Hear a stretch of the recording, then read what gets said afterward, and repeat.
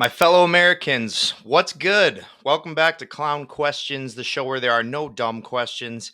I'm your host, Matt K. Maurer, and today I'm asking the question: was Steph Curry robbed? I'll attempt to answer that question and a few more on today's episode of Clown Questions, where I will be guestless. No one joining me today. That's mostly due to my poor planning and procrastinative attitude. But nonetheless, I got a podcast for you. So who's down to clown?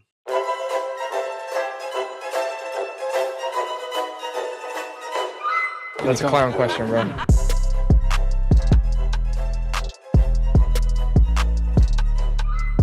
So was Steph Curry robbed? Of course, I am referring to the gold medal game where US came out victorious. We got the goal, the Avengers. We got the gold, not the goal. Well, that was the goal to get the gold. But I have to ask, was Steph Curry robbed? Because he hit the most ridiculous dagger of all time, double teamed. KD and LeBron are both wide open in the corner. There's only one person on the face of the earth that's a good shot for, and it's Steph Curry. And of course, he made it. He hit the French with the go to sleep, or in French, I think it's nut nut. I think that's French for night night. I don't know the exact translation there, but was Curry robbed? I think you can make an argument for it. He did have, I believe, 36 points in the Serbia game and something like 29 or so in the gold medal match. So yeah, he carried us to victory there at the end. If he doesn't hit all those clutch, ridiculous threes, he hitting one over Wemby is ridiculous. Curry's 6'3", 6'4", and Wemby's 7'5". The fact that he was able to get the arc on the shot, it was damn near 90-degree angle that he shot it at. And of course, it went in because he's Steph Curry. So yeah, he averaged like 30 points the last two games, but in the 4 games prior, he only had 30 points total. So they did give it to LeBron. He had a better all around tournament, I guess you call it. Um, and yeah, they gave him the MVP. Braun had a couple triple doubles, was helping on defense, something that Curry's not known for. And yeah, I don't know why I'm arguing that Curry got robbed. I'm a LeBron fan, a LeBron stan, a Lakers man. Um, but yeah, congrats to the U.S. And congrats to the U.S. as I ask my next question: will anyone ever stop the U.S.? And obviously, in men's, we found out the answer is no. But even more so, I would argue, is the women's. The women's also took home the gold. Will anyone ever stop us? I don't think so. This USA women's basketball team has become the first ever team to win 8 straight gold medals. Not even the men have done that. You can thank Manu Ginobili in 2004 in Athens for that. But just unstoppable performance by the USA women. Their final, I would argue, is maybe even more entertaining than the men's final. I forget her name, something Williams, but this French woman at the buzzer hits like a running three. At the time, I thought it was a three. We watched the replay, see her foot was on the line. So if her foot was 2 inches further back, that game's going to overtime, and I might not be talking about this right now. But yeah, what a performance from the women's. Aja Wilson wins the MVP, deservedly so. I still think Enrique Ogumbawale would have probably won that award had she been in there. But if there's, the only player I would argue in the WNBA that you could argue is better than Enrique Ogumbawale is Aja Wilson. So happy for her. Happy for Diana Taurasi, who won her 6th gold medal. And, not to bring my father into this, but he thinks Diana Taurasi might have been the reason Enrique did not, join the team. I don't think Diana played much in this one, but nonetheless, she gets her gold medal. So I'm gonna stop there before I put my foot in my mouth and talk something I would teensy little bit more of which is football. So the first question here I got to ask about Atlanta. Shout out Nemo out in ATL. But I'll ask about the team from the city in which he resides. Are the Falcons contenders? I don't know, but if Kirk Cousins is healthy, dang, that is a tough team. With Arthur Smith gone, they got Kyle Pitts, Bijan Robinson, Drake London. They have a flurry of weapons, and now their defense ain't half bad either. The New England Patriots just traded Matthew Judon to the Falcons, one of the best pass rushers in the game. So, he'll undoubtedly help their defensive line. And they also signed a free safety by the name of Justin Simmons. Simmons was a great player for the Broncos, and he will really bolster their secondary. So if you didn't believe in the Falcons now, maybe now is the time to start doing it, because we all know that offense is stacked with weapons, but they had to deal with the menace that is Arthur Smith, who, if you had any player in fantasy football in the Falcons, you probably hated that man. And if you're a Pittsburgh Steelers fan, you're probably going to hate that man this year. But man, what if the offense gets cleaned up? If Kirk Cousins can return to form, that defense is looking good now. I don't know. Falcons sneaky in a little NFC Championship pick here. I don't know if I'd put them that far, but man, hard for me to see a scenario where they won't be capable of making the playoffs. I think the Buccaneers will probably be the presumptive pick. Bryce Young and the Panthers not looking too hot, and I'm still mad at the Saints for cutting Jameis Winston. So we're not going to get into that. But yeah, give me the Falcons to win the NFC South this year for show. Um,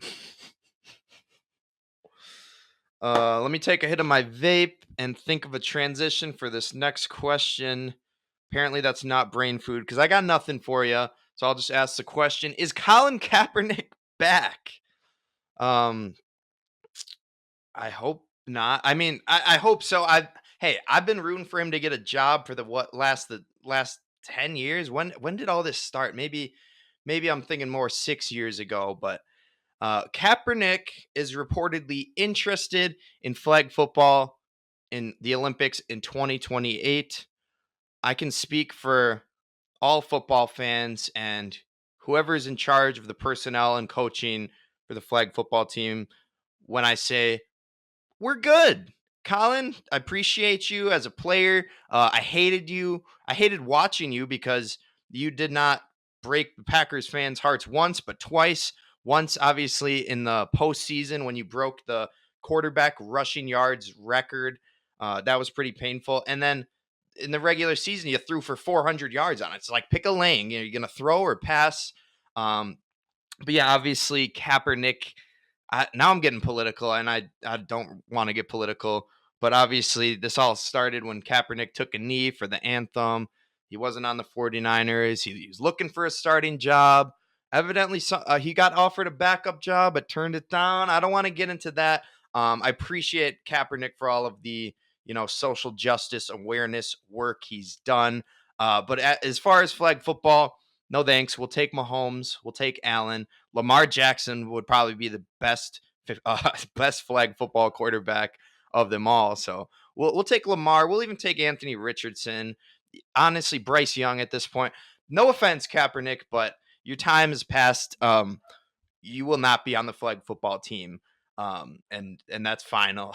So let's get into something that wasn't quite finalized. It was a little Aaron Rodgers story. So is Aaron Rodgers sorry? Obviously, he's not sorry. In the when people with a sorry ass receiver like Crabtree, I don't mean it in the Richard Sherman type of way. Like he's sorry he's bad at football. I mean it that he is sorry. He's apologetic. He apologized for his immunized comment. Now, if you're not, familiar with the comment I'm referring to, it was back in, I believe, 2020. He got suspended a game because he was not vaccinated. And although the NFL didn't require people to be vaccinated, they required you to wear a mask very frequently if you were not vaccinated. And Rodgers didn't do that. And it was because he duped the whole media. They asked him back in August, back in training camp, when they're like, "Hey, are you vaccinated?" And Rodgers like, "Yeah, I've been immunized." Just glosses right over it, you know. But I guess he's sorry. So Rodgers, I do not accept your apology. We lost that game against Kansas City because you got suspended. But I'm sure the Jets fans forgive him. They have no reason not to. And hopefully he has a hell of a year with the Jets. I hope they make the playoffs. I just, hope it doesn't come to a point where I got to root against him. But yeah, I believe in Rodgers. I picked him as my fantasy football backup quarterback. So I guess maybe I should forgive him for the immunized thing, but I won't. What they will, or will they trade him? I am just on a dumpster fire today with the transitions, but that's all right. This is a weird pod today. But so will they trade him? I got two answers for you: no and maybe.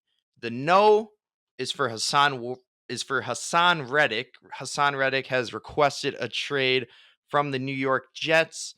Apparently, the Jets responded to his trade request and said, no, we're not going to trade you. So I guess the one thing about trade requests I kind of forget about is the team doesn't have to grant them. He's like, no, we're not trading you.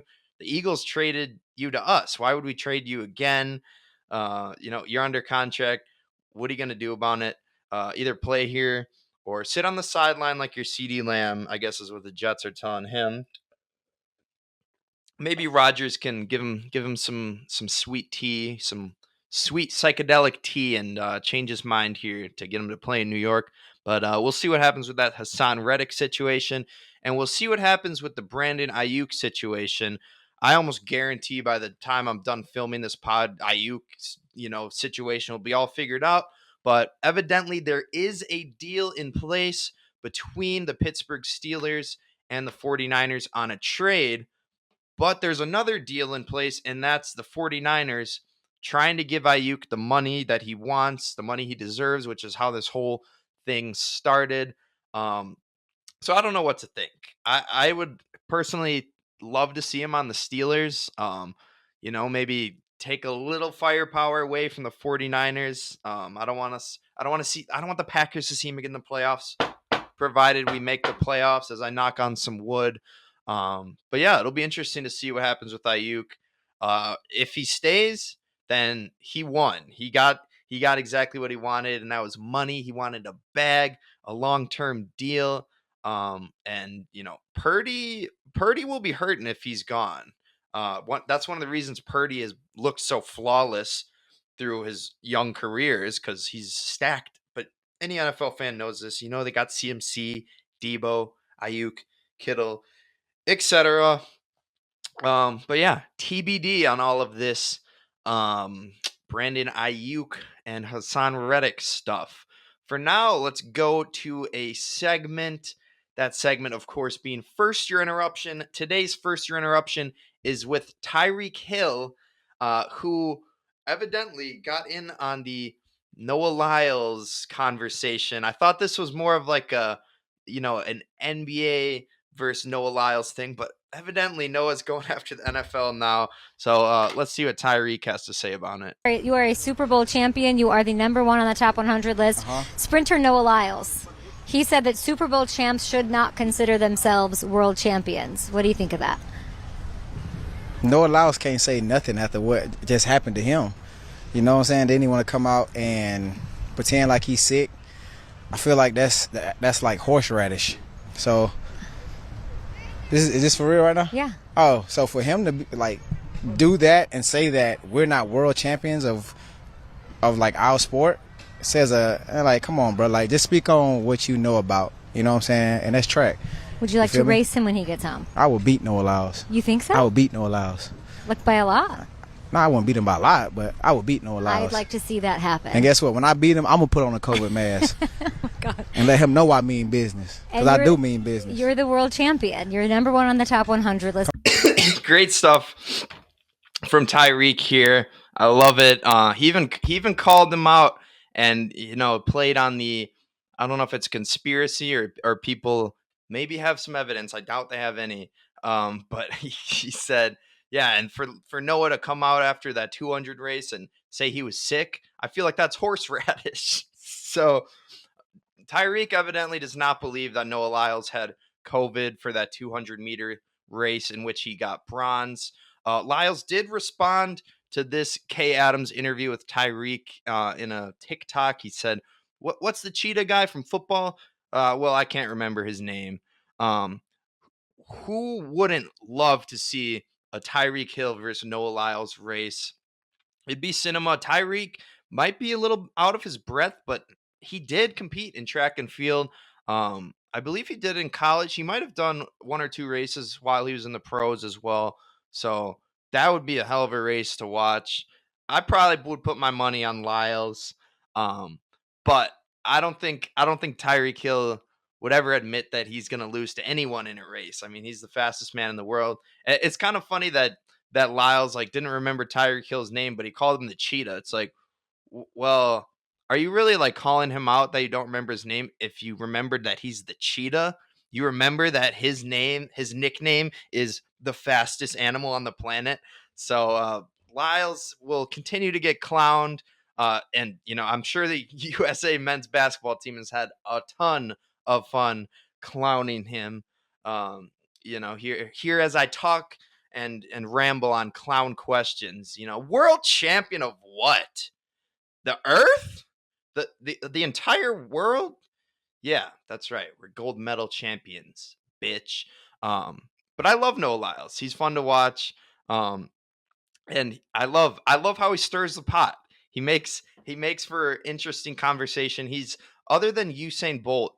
I'm sure I'm going back. Jesse Owens. There's a lot of famous sprinters, but in the last 2 decades, him and Usain Bolt are the only sprinters that like people are like genuinely actively engaged with. And I don't know. It's good for the sport, and you love to see the banter between the NBA and Lyles and now the NFL with Tyreek. So in lieu of an interview this week, I should say I should have had someone on. I'm just a little overwhelmed. Okay, I'm officiating a wedding next week. I was writing that. I had finished writing it a week or two ago, but I was touching up on that. Just been overwhelmed, y'all. Trying to become a freelance editor full time. So no interview this week. If you're listening, Dr. Jones, maybe next week we do a fantasy football preview. But as I've said in the past, I should probably just call you or text you. If me asking you via a crappy podcast that you probably don't listen to much is not a good way to ask. So remind me to remind myself to ask Jones if he wants to come on next week's pod. But in lieu of that, we'll do a new segment. This segment is called Hurt and Injured. I am wearing a Pardon My Take t-shirt right now. So yes, I yet again am stealing one of their segments. They had a segment called Hurt or Injured where they try to figure out whether a player is hurt or injured. There's so many players injured right now that I just decided to do hurt and injured. And I'll tell you who's hurt and who's injured. And this segment definitely has no intellectual property theft involved with it. So I'll start with the big one. JJ McCarthy, very unfortunate. He has a torn meniscus. He is out for the year. Sam Darnold will be the starter for the entire 2024 Minnesota Vikings season. So very tough for Vikings fans there. And I'll be honest, I was a hater for a while, but at the fantasy draft, one of my, a Vikings fan, shout out Geeson, he told me that McCarthy ran a 4.48, and I got excited. I took his sticker, the JJ McCarthy sticker, and I slapped him on the board. The draft was over, but I wanted McCarthy to be my 19th round pick because I didn't know he had the wheels like that. 4.48 is pretty fast, deceptively athletic, as the commentators would say. But yeah, bad news for the Vikings. Jordan Addison also had an ankle injury. I don't believe that one's serious. I think he's trying to come back for week 1. Another guy who's trying to come back for week 1 is Hollywood Brown. He got injured. I forget what he injured, but he's also thinking about playing week 1. So hopefully won't be out too well. I don't want to root for injuries or root for a slow recovery. But I am going to root against the Chiefs. So, Hollywood, take your time. You don't need to be back until like week 10. Don't even worry about it. Don't even trip, dog. And we unfortunately have 2 baseball injuries as well. Oh, by the way, I haven't been saying who's hurt and who's injured. JJ McCarthy's hurt and injured. Jordan Addison is hurt. I would say Hollywood's hurt. Jazz Chisholm has a UCL injury. He's headed to the IR. He could need surgery. I'd say he's hurt and injured. And then the belle of the ball, Christian Yelich, our boy, Brewers legend. He is out for the year. He is hurt and injured. And us as Brewers fans, we are hurt and injured emotionally. This segment sucked. This wasn't fun at all. I capped it off with one of my favorite players from my favorite team being out for the year. So not a very fun segment. I don't think I'm going to bring that one back. But shout out, Pardon My Take, for letting me steal that. Let's finish out the show, of course, with the Goosebump moments of the week. Starting off at number 10, and I only put it number 10 because it's a Cubs play. But it is Seiya Suzuki with a walk-off single. Although I do like Seiya. I hate the Cubs, but I do like Seiya. He is on my fantasy baseball team. And Suzuki with a line drive, base hit to left. Here comes Ian Happ around third. He's headed home, and the Cubs win in extras. Seiya Suzuki walks it off, and they'll finally get to play the song here at Wrigley Field as the Cubs get a big win. They beat the Blue Jays 6-5. Number 9, Mark Hanna with a walk-off sac fly for the Giants. High drive! And in Canna's house, this game is over. It is Akil Baddoo. Number 8, Akil Baddoo with a walk-off double for the Tigers. Toledo this year. Akil hits it well, right center field. Robles on the run. It's over his head. Here comes Parker, and the Tigers capsize the Mariners. Third reliever Number 7, Joe Adell with a 9th inning robbery. Is crushed out toward right by Varsho. Adell backing up, leaping up, and he made the catch. A home run robbery by Joe Adell. Joe Adell has been excellent out in right field. The timing and the leap perfect. Brings it back. Well over the wall, brings it back. Number 6, Alex Call with a walk-off single. Alex Call up there hacking. Alex Call! That's a game winner! It got by Guillorme! And the Nats walk off the Angels! Seating is optional. Number 5, Rob Refsnyder with a walk-off for the Sox. Refsnyder on a line, left center field, and that's down, and that's the ball game. Good night from Fenway. Number 4, Jose Tena with a walk-off welcome to DC. And there's a drive to left center. Off the wall. Welcome to DC, Jose Tena. And the Nats walk off the Angels again. Welcome to the team, kid. For the catch. Number 3, Teoscar Hernandez drives in Kiki Hernandez to win it. In the late innings. And as the base hit to right field, here comes Hernandez. Base gone. No shot. Hernandez drives in Hernandez, and the Dodgers sweep the Pirates. We're tied at 2. Number 2, Adrian Del Castillo's first career home run is a walk-off. In his second major league game. It's a fly ball to right field, and he's the first player in Diamondbacks history whose first career home run is a walk-off winner. Diamondbacks win it. Unbelievable. His second big league game. That's his third hit tonight. It was a no-doubter. It's 2-1. Number 1, Jackson And the Merrill Pirates with a stay alive. game-ending Reynolds is diving coming up. catch. Line to Wow. right center field on the run as Merrill dives and makes the catch and the ball game. That's the way to end the game. Jackson Merrill diving to make the grab. What a catch by Jackson Merrill there. I am partial to defense in the MLB. It's because I played center field. I know I don't look like a center fielder. I definitely look more like a first baseman. Yes, I did play first baseman as well. Come on, how many first baseman center fielders do you know? I don't know. Center field is always so fun to play. So whenever I see a game-ending catch, it's hard for me to not put it number 1. But Adrian Del Castillo probably got robbed. Your first career home run is a walk-off, is a pretty damn cool moment. And honestly, Joe Adell, I had him at number 7. He probably should have been number 10 because he had the 9th inning robbery, but they still lost the game. So, like, was it really that, much of a goosebump moment? But I like fielders. I like outfielders because it's fun. It's fun.